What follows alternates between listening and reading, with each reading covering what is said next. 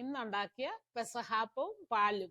ഇവിടെ പെസഹാപ്പം ഉണ്ടാക്കാനായിട്ട് ഞാനിവിടെ 2 കപ്പ്, ഈ മെഷറിംഗ് കപ്പ് ഇതുപോലത്തെ കപ്പിന് 2 കപ്പ് അരി എടുത്ത് വെള്ളത്തിൽ കുതിർത്തി വെള്ളം വാർന്നു വെച്ചേക്കണം. അതുപോലെ ഒരു 1/2 കപ്പ് ഉഴുന്നും എടുത്തിട്ടുണ്ട്. അപ്പം നമുക്കിനി അരി പുട്ടിൻ്റെ പൊടിയുടെ പാകത്തിന് ഇനി പൊടിച്ചെടുക്കാം. അതുപോലെ ഉഴുന്നും ഒന്ന് വറുത്തെടുക്കണം. അപ്പം നമ്മുടെ ഉഴുന്നൊന്ന് നമുക്ക് ഒരു ചെറിയൊരു ബ്രൗൺ കളറായിട്ട് ഒന്നിങ്ങ് വറുത്തെടുക്കാം. അപ്പം നമ്മൾ തീ ഓഫ് ചെയ്തു. ഇതുപോലെ ഈ ലൈറ്റ് കളറിൽ ഇങ്ങനെ വറുത്താൽ മതി. ഇനി ഇതൊന്ന് തണുത്ത് കഴിയുമ്പോൾ അതൊന്ന് പൊടിച്ചെടുക്കാം. അപ്പം അരി ഞാനിവിടെ പുട്ടിൻ്റെ തരിതരിപ്പിൽ പൊടിച്ച് വെച്ചു. അതുപോലെ തന്നെ ഉഴുന്നും ഇങ്ങനെ അര തരിതരിപ്പിൽ പൊടിച്ച് വെച്ചിട്ടുണ്ട്.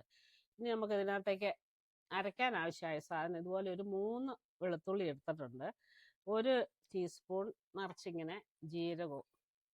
അതൊന്നിങ്ങനെ കറക്കി എടുത്തിട്ട് ഇതിനകത്ത് 1 കപ്പ് തേങ്ങ എടുത്തിട്ടുണ്ട്. 1 മുറി തേങ്ങയായത്, അതും എടുത്തിട്ടുണ്ട്. അതെല്ലാം കൂടെ ഒന്നിങ്ങനെ കറക്കി എടുക്കാം. ഒത്തിരി അരയണ്ട, പക്ഷേ ജീരകവും വെളുത്തുള്ളി ഒന്നങ്ങ് അരിഞ്ഞിട്ട് തേങ്ങായിട്ടൊന്ന് കറക്കി എടുക്കാം.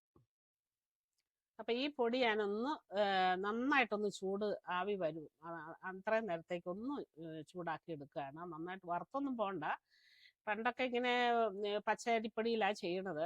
പക്ഷെ ഇപ്പം ഞാനിത് ഇച്ചിരി ഒന്ന് ചൂടാക്കുമ്പോൾ അപ്പം ഇച്ചിരിയോടെ ഒരു നല്ല സോഫ്റ്റായിട്ട് വരും. അപ്പോൾ നല്ലതായിട്ട് ആവി വരുമ്പോൾ നമുക്ക് ഓഫ് ചെയ്യാം.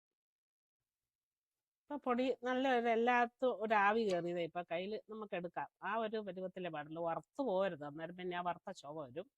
അപ്പം ഇനി ഇത് നമുക്കിതൊന്ന് ആറട്ടെ. തണുത്ത പൊടിയൊക്കെ തണുത്തു. അപ്പം അതിനകത്തേക്ക് നമുക്ക് ഈ ഉഴുന്ന് പൊടിച്ചതും ചേർക്കാം. മിക്സ് ചെയ്യാം. ഇനി അതിനകത്തേക്ക് നമുക്ക് ഈ അടിച്ചു വെച്ച തേങ്ങയും വെളുത്തുള്ളി ജീരകം അതെല്ലാം കൂടെ ഒന്നങ്ങ് ഒഴിച്ചു കൊടുക്കാം. ആവശ്യത്തിനുള്ള ഉപ്പ്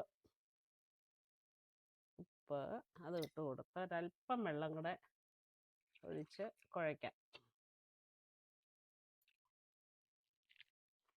പച്ചപ്പൊടി ആയതുകൊണ്ട് പെട്ടെന്ന് അതിന് വെള്ളം കൂടും.